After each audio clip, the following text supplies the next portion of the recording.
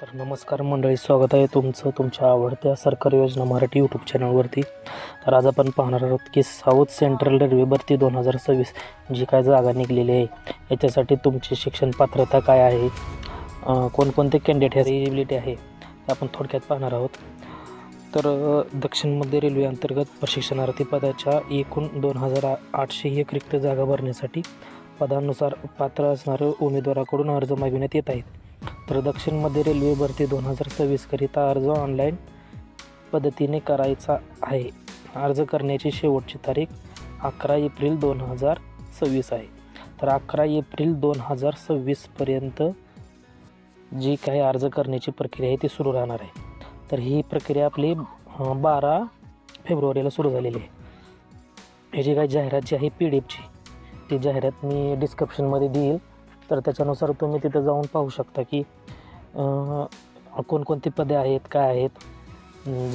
तुम्हाला जर अर्ज भरायला येत नसेल तर मला कमेंटमध्ये सांगा, मी अर्ज पण भरून देईल. तर दक्षिण मध्य रेल्वे भरती 2026 पदाचे नाव प्रशिक्षणार्थी म्हणजे ॲप्रेंटिस आहे थोडक्यात. तर पदसंख्या आहे 2801. शैक्षणिक पात्रता पदाच्या आवश्यकतेनुसार आहे. मूळ जाहिरात वाचावी. ही जाहिरात जी आहे ही तुम्हाला मी आधी सांगितली की मी डिस्क्रिप्शनमध्ये ह्याची लिंक दिलेली आहे. जी काय वयोमर्यादा आहे ह्याची ते 15 ते 24मध्ये आहे.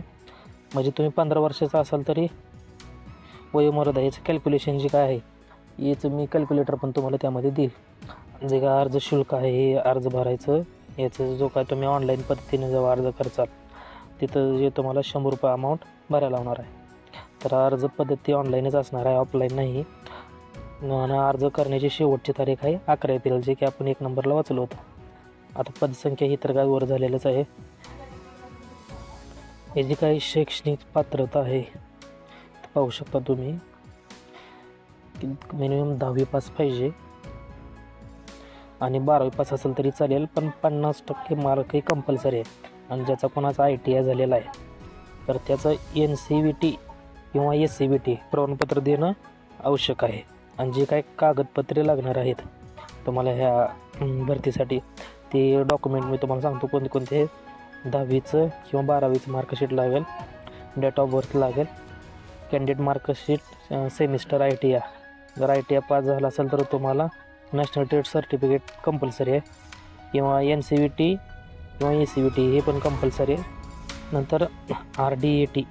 आता RDAT म्हणजे काय, की आपली कास्ट सर्टिफिकेट जे आहे SC ST त्यांना जे कास्ट सर्टिफिकेट लागणार आहे. आणि जे का OBC मध्ये आहेत त्यांना नॉन क्रिमिनल लागलेत, नॉन क्रिमिनल. तर आणि नंतर EWS सर्टिफिकेट पण लागणार आहे. जर तुमच्याकडे असेल तर तुम्ही EWS देऊ शकता, अन्यथा तुम्ही पावती दिली तरी चालेल. मेडिकल सर्टिफिकेट पण लागेल, जे की गव्हर्मेंट ऑथोराईज असलं पाहिजे डॉक्टर. आणि काय डिस्चार्ज सर्टिफिकेट आहे, एवढं काही मॅटर नाही. हे जे काय सर्व्हिसमॅन आहेत जे रिटायरमेंट वगैरे झालेले असतात हे त्यांच्यासाठी आहे.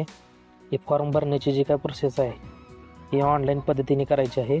अर्ज करण्यापूर्वी उमेदवारांनी नोटिफिकेशन काळजीपूर्वक वाचावे. जे काय तुम्ही फॉर्म भरला त्याची काय संपूर्ण माहिती ही तुम्हाला काळजीपूर्वक वाचावं लागणार आहे. उमेदवारांनी दिलेले संबंधित पत्त्यावर अर्ज सादर करावा. जे तुम्ही राहताय त्याच्याशिवाय इतर कुठला ॲड्रेस तुम्ही टाकायचा नाही. करंटचा जो ॲड्रेस आहे तो तिथं फिल करायचा आहे. तसेच अर्ज करण्यासाठी शेवटची तारीख 11 एप्रिल आहे, हे तुम्हाला आम्ही आधी सांगितलेलं आहे. दे तारखेनंतर प्राप्त अर्जाची दखल घेतली जाणार नाही. 11 नंतर जर तुम्ही फॉर्म भरला तर त्याची तुम्हाला दखल मिळणार नाही किंवा घेतली जाणार नाही. अधिक माहितीकरिता कृपया दिलेली PDF जाहिरात वाचावी, जे की तुम्हाला मी डिस्क्रिप्शनमध्ये दिलेली आहे. ते तुम्ही वाचू शकता. जे की जाहिरात आहे इथं, याची काय अधिकृत वेबसाईट आहे याची पण मी लिंक तुम्हाला डिस्क्रिप्शनमध्ये दिलेली आहे. ऑनलाईन अर्ज करायची पण दिलेली आहे. ह्यांचं काय अधिकृत वेबसाईट आहे इंडियन रेल्वेचं, हे पण मी तुम्हाला तिथं दिलेलं आहे. दिलेली माहिती कशी वाटली नक्की कळवा. चॅनलवर नवीन असेल तर सबस्क्राईब करा. आणि जर तुम्हाला हा फॉर्म भरता येत नसेल तर कमेंटमध्ये मला सांगा, मी दुसरा व्हिडिओ बनवून देतो की ही फॉर्म कसा भरायचा. तर भेटूया पुढल्या व्हिडिओमध्ये. धन्यवाद.